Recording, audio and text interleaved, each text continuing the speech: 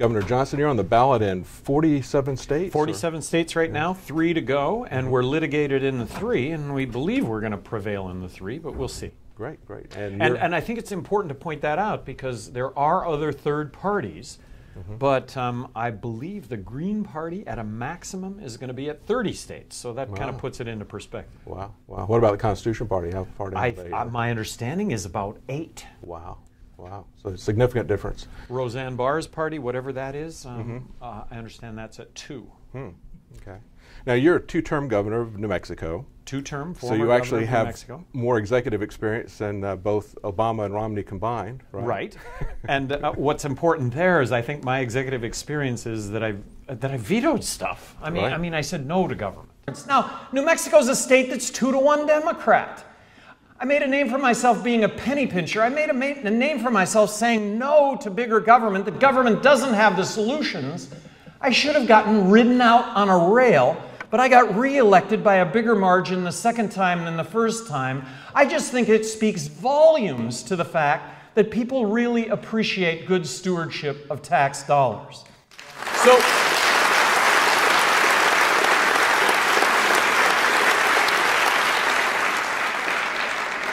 So that said, over the course of this last presidential campaign election, they did a poll on favorabilities of all the presidential candidates in their home states.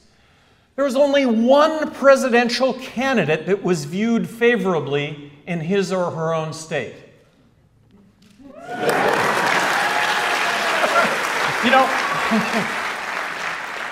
and how does that equate in New Mexico? In New Mexico, I'm waved at with all 5 fingers, not just one. And I guess one of the policy issues that I think is being ignored unjustly is the TSA and what's happening there. And I've seen that the Republican platform, they call for the privatization of the TSA. But Romney has been silent on it. As a matter of fact, he's got TSA at his events. You know, scanning and searching people and that sort of thing at multiple events. But I see that you called on your website, you called for the TSA to be to not have a monopoly on airport security. How would that differ from, say, privatizing it? Well, in essence, that would be privatizing. I would like to point out that if I would have been president of the United States after 9/11, I would have never established the Department of Homeland Security. I would have never established the TSA, ever. I would have left airport security to the airports, to the municipalities, to the airlines. I think that today airport security would be less intrusive and as safe. And maybe some airlines would opt for strip naked. Strip naked, walk through, and maybe there would be a market for that. I wouldn't be in that. I would not be in that. I would not be flying that airline. Right. I would be flying the airline that I could walk through a metal detector, hopefully at a brisk pace. Well, let me ask you, the other thing that you said on your website, you said only high-risk individuals should be subjected to invasive pat-downs and full-body scans. Who would decide who the high-risk individuals are? I mean, would that be TSA employees? Or, well, no. So back to privatization. And so speaking hypothetically, if I were in charge, and by the way, I may end up being in charge of TSA.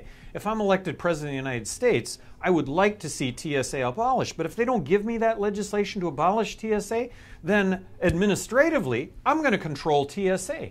I just guarantee you it will be less intrusive, it will be as safe, and we could implement techniques that are used by other countries, Israel, for example. There's also health issues, too, that I don't know if you're aware that the fact that the European Commission has just stopped their evaluation of our scanners and is not going to approve them for their airports. And one of the things they're concerned about was X-ray. And there's also been a cancer cluster of TSA agents in Boston. So I guess, you know, is there some way that as president, if you've got an agency that makes it a prerequisite to fly, that you have to be X-rayed?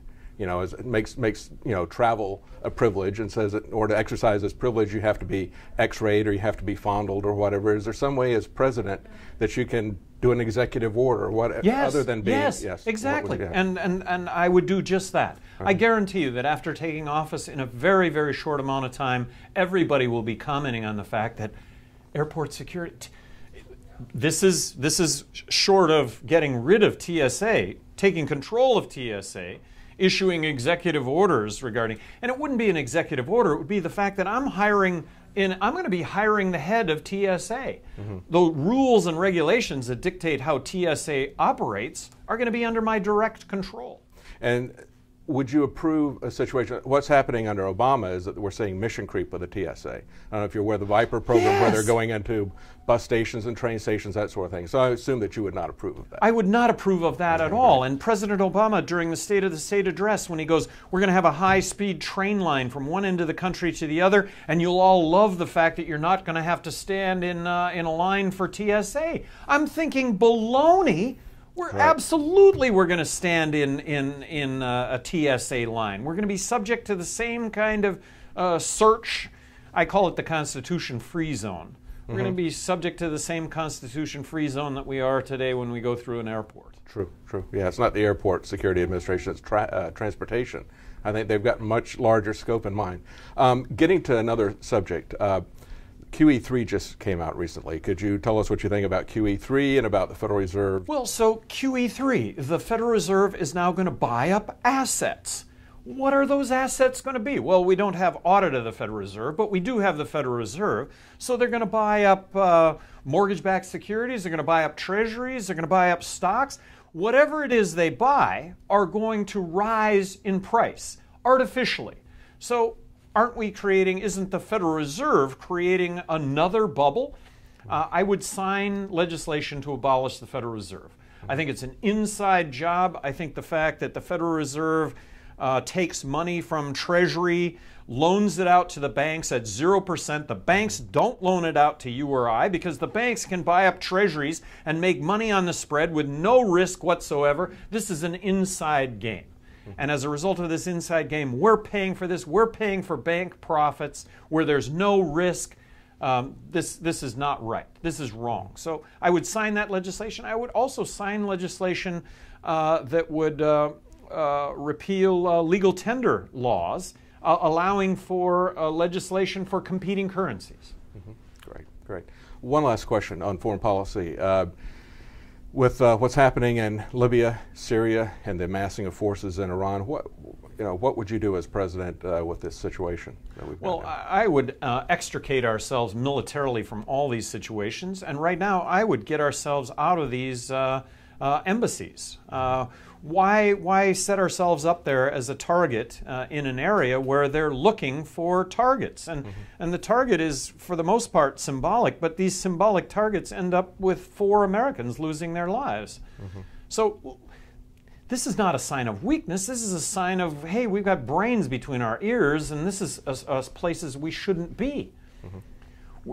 We spend hundreds of millions of dollars propping up a new regime in Libya, and that regime can't protect us in our embassies over there? Well, if they can't protect us, and that's fine, and that's the observation that I would make as President of the United States, we're going to get out until we're wanted. Appreciate it. Thank you so much for taking the time to talk to us. Thank you very much. Appreciate it.